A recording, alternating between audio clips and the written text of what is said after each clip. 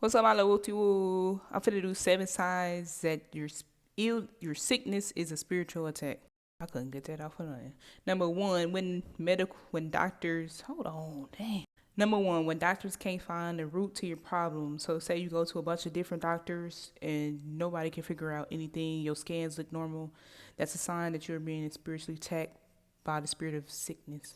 And here's an example in Mark 5:25, the woman with the issue of blood. You know how she said basically she had to go to a bunch of doctors, spending money, woo woo woo, and still nobody could figure it out.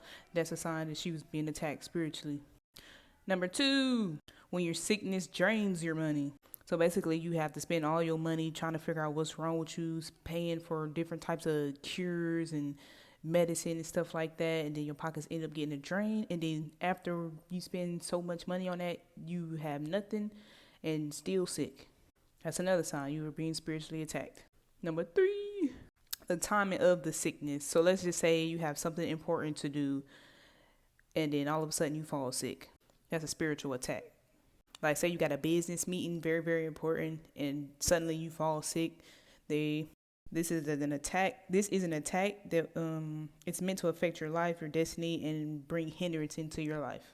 Okay, number four, through dreams. So let's just say if you see yourself eating in the dream, the food you were eating in the dream is actually not food.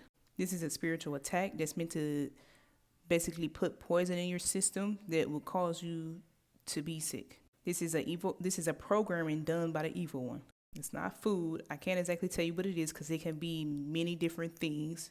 But when you see yourself eating in a dream, it's very important that you go into spiritual warfare about that. And this is why you have to watch your dream life, because a lot of times you can see what's going on and the attacks of the enemy. So this is giving you a chance to counteract it. And coming from me, I've had these dreams before. It will make you sick. I'm gonna just say it like that. So you want to go into warfare for that, and you want to do it immediately as soon as you wake up. Don't wait.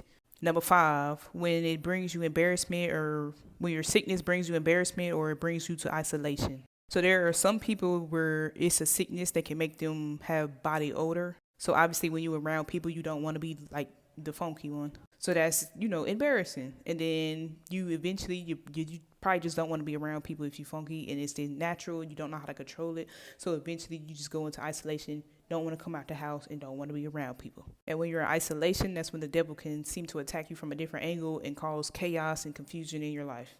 Number six, when the sickness makes you behave abnormally or violently.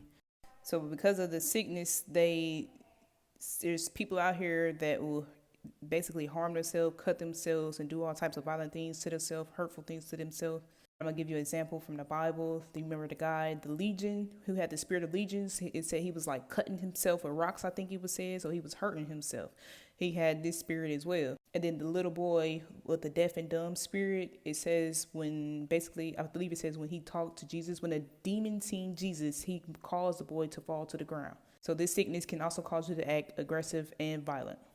So number seven, when medication does not bring any relief, you can take any different forms of medication and it actually ends up seeming to be like it's making you worse than it is making you better. So these are 7 signs.